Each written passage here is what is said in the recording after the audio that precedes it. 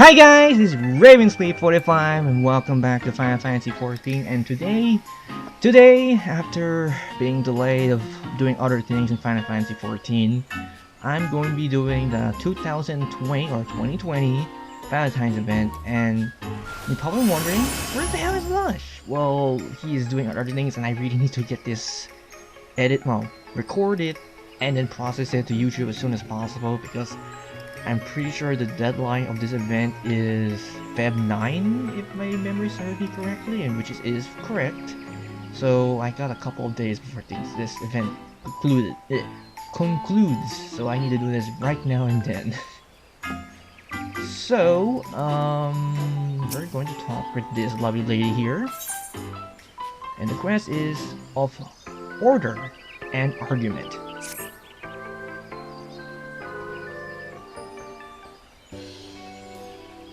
My love burns brighter than the sun, and deeper than the sea. Gladly would I share it with thee, and thee, oh most definitely thee. Oh, but it is a sight to set my flame of passion further alight.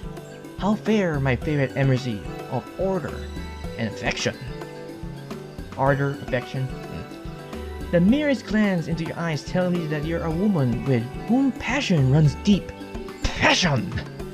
Might be willing to serve me in my sworn quest to bring true love, to pin the hearts across Eorzea. I guess I'm doing the quest, so might as well. Lovely. Without further ado, allow me to explain my plight. It is as if I had the mind to entrust the primary duties as emissary of Ardor to this year to my dearest sister Astrid. Why, if she were to rise to the challenge and prove herself my equal, just think of the unbothered love we might spread o'er the realm together. And yet, I fear my best laid plans has already begun to go awry. Upon hearing my decision, two of my esteemed colleagues took umbrage, believing that I was playing favorites. Excuse me. How could I not see? They insisted. How could I not see? They insisted that they would be more suited for the task than my as of yet unseasoned. I don't know why I said censored though. It didn't look like that. Sister. And so, of the eve of what should be the year's paramount celebration of love and romance, we find ourselves, well, why not bear witness to this unfortunate display for yourself?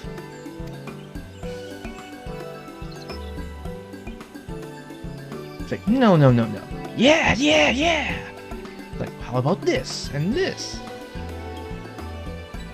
Fairly, these three are, instead of outside intervention, someone who can convince them to put their petty squabbles aside in the name of spreading love and joy as benefits that befits the season. Someone like you, my most passionate friend. What say you? Sure. Wonderful! I know you would never let me down. Well, then, shall we? My dearest colleagues, I would like to hear your thoughts on the matter of utmost importance. Pray, curtail your discussion and outcome here for just a moment. Appears they're not listening. I said stop your goddamn squabbling and get your worthless asses over here before I kick them from here to Fortress. Like, whoa, damn. Like, oh, goddamn. Ahem. Now, where was I? Ah, yes. My beloved friend, where would the Lucius Countess Arabelle think if she saw us bickering among ourselves like this, on the eve of the holiday honoring her most illustrious legacy, no less? And so I would propose a solution fair for one and all.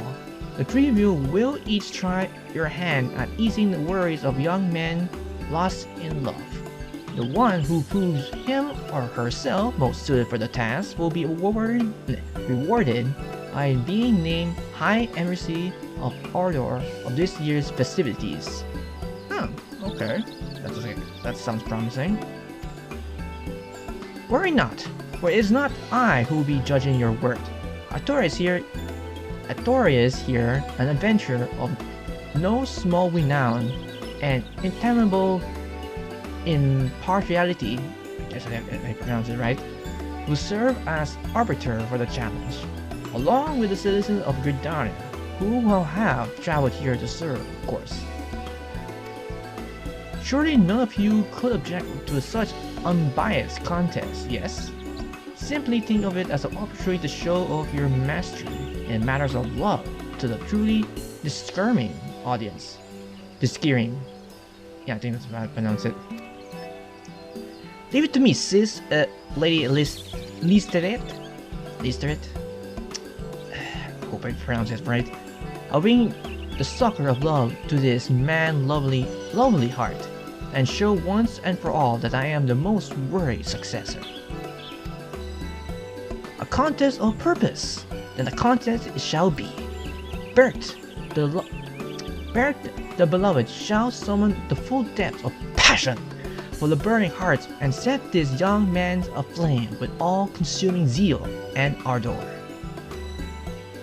The true love can be achieved by spouting simple platitudes, nor by the brute force of blind passion. I'll use my surprising knowledge of the subtleties of the heart to achieve that which the two of you couldn't scarce begin to comprehend. Oh god, he's gonna be like, what's his name? You're doing knowledge, then passion. I don't know how that worked, but sure, we'll go with that. Such confidence, such devotion to your duty. Why, it is enough to make a young lady swoon. Would you not agree, Artorius? Now then, without further ado, allow me to introduce the subject of your first trial. Recently, I was approached by a young man who spoke of his plight. Thusly, how I am ever to find true love, if I am scarce to have occasion to encounter the fair sex.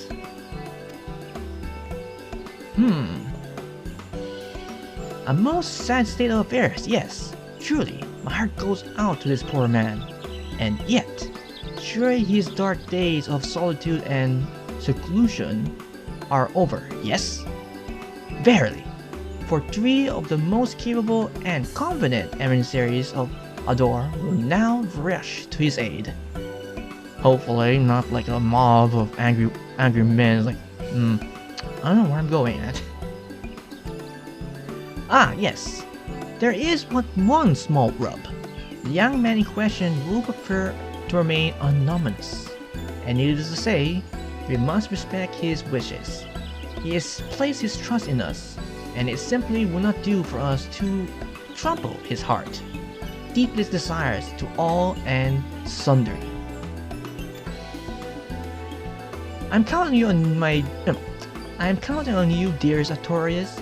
Follow my dear colleagues to the man's side, witness their heartfelt efforts, and choose one who will believe is most devoted and capable of bringing love into his life.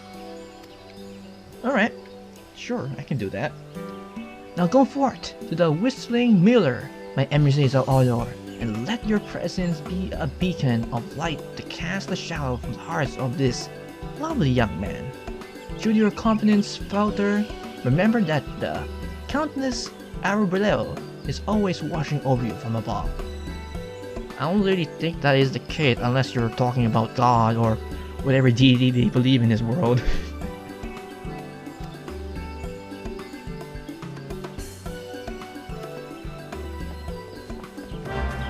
Alright, first part of the quest underway. Okay, where are we going now? Okay, it's just right across the street.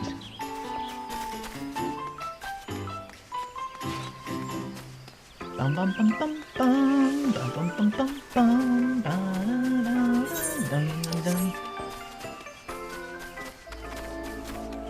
Alright, here we are, first stop.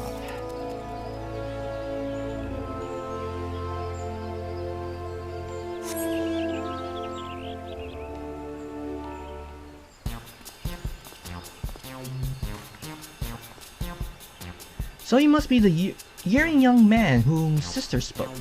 What troubles you this day? Upon your sequestered heart, tell us, friend. On open. So you must be the. So you must be the yearning young man of whom sister spoke. What troubles you on this day? Open your sequestered heart to us, friend, and speak unto us your worries, that we might fulfill your lovely heart with the warmth of the ardor and affection.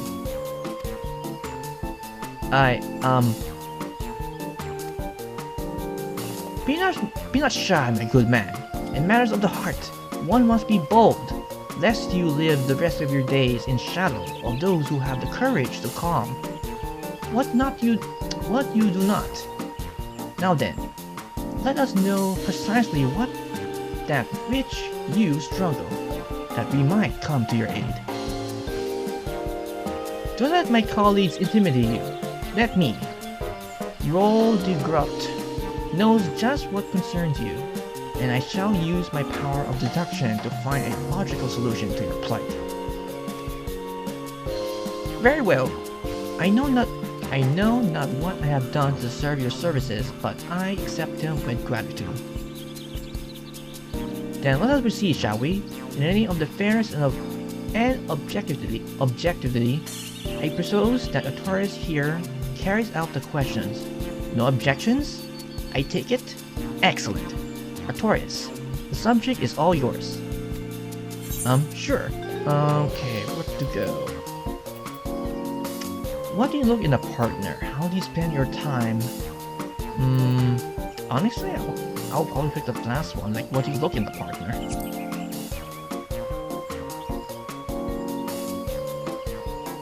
To be quite honest, I cannot say.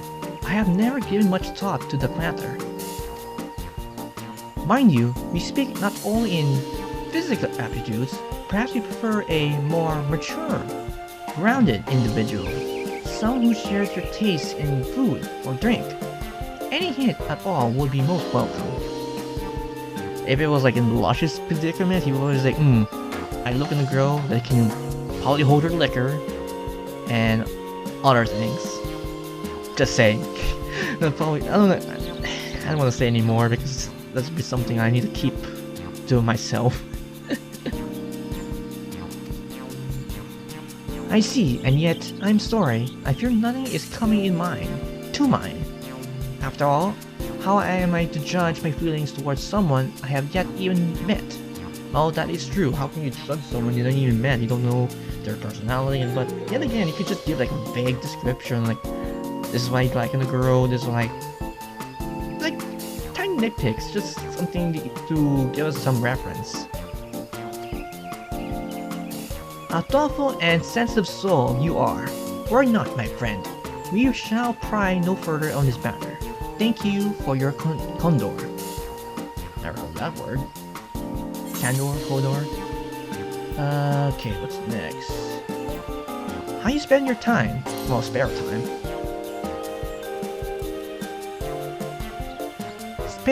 Spare time is not something I possess in abundance. Spare time is not something I possess in abundance. What little of it have. I prefer to spend honing my body and mind that I might prepare for my duties. Oh, that is true. Well, granted, this day and age, well, in this world, a lot of people are honing their skills to do labor work, plus defend their cities and homes and whatnot. Come now, my man. Surely there must be something of joy. A refreshing dip in a cold, clear stream, afternoon stroll through the 12 woods. Do not get me wrong, such activities sounds pleasant though. Most of all, though it was serving the people that brings the most joy and fulfillment to my days. Now that's what I call commitment. What young man couldn't turn down such an earnest young man? Am I not right? And I guess, well, I guess I can go with the first option. I wonder if it's really the first option I need to pick, or I have to pick every single one of them. I need to look up Lush's stream later and I wonder if it's just the very first option is the right one. What do you do for a living?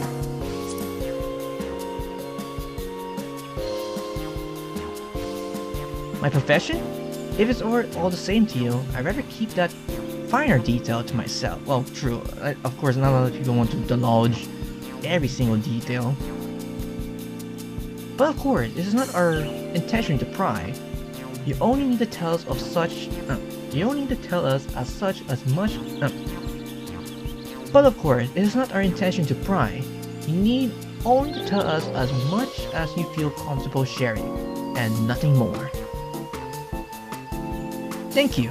In that case, let it suffice to say that I perform a rather, how should I put it, physical demanding position. As such, I spend many hours in each day training my body for that task.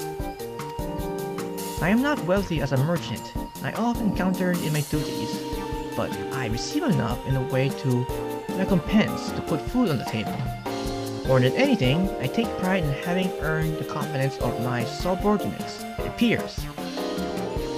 That's good.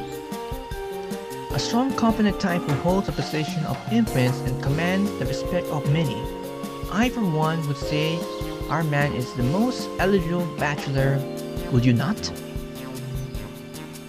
Thank you very much for your cooperation, Ardor.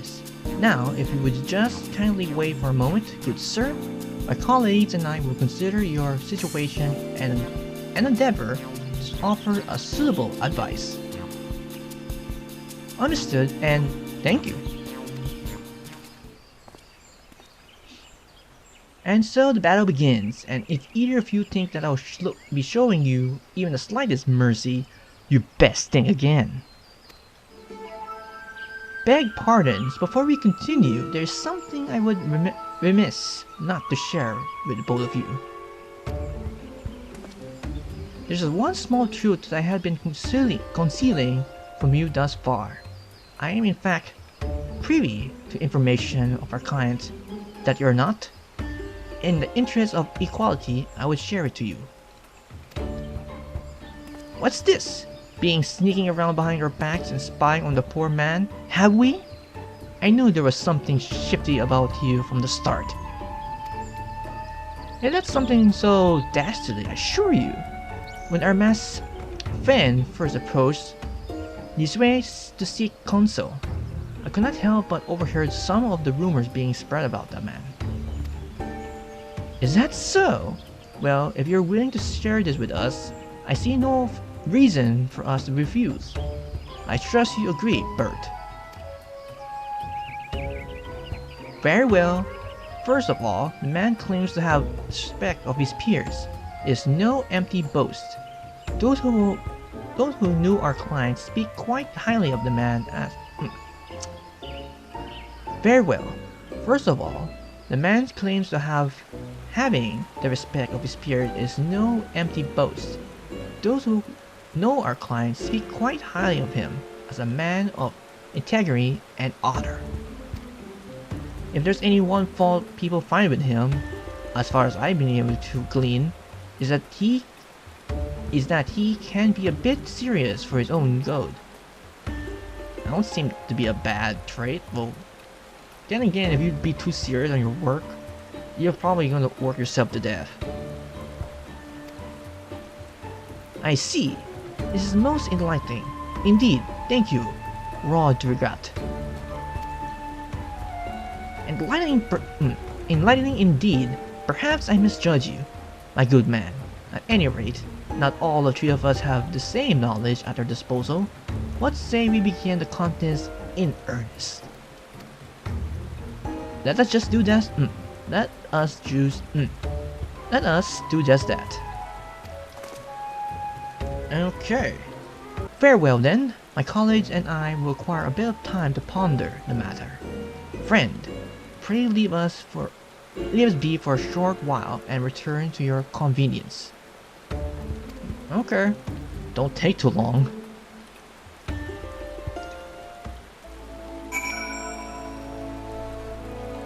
Okay, so who to choose? Oh no, I'm picking. Ah, so your turn. Curious as to what advice I tend to offer to our lovely soul. I'll be happy to tell you, but simply he needs only expand his horizon. It is clear both from taking the man himself from what the others say of him, that he has sterling reputation as a leader and a strong pillar of his community. And yet, precisely because he holds a position of important influence, it is likely not easy for him to find what he seeks in his place of employment. And yet, not having any real interest to speak of outside of his duties, our man's options are sadly limited. This is why I propose that he begin his search for his beloved among his clients, those who know him well enough to appreciate his strong character, but not as close to make as such.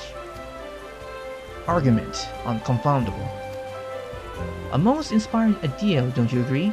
I trust I can count on your support when we take our deciding vote. Alright, next one, Bert.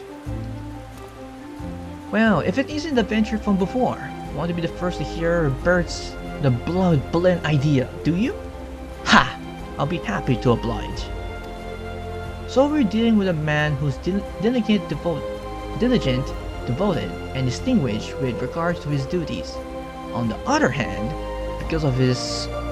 some find him something of a one-trick chocobo. So they put instead of one-trick pony, they put one-trick chocobo. Okay, Final Fantasy, okay. As it were.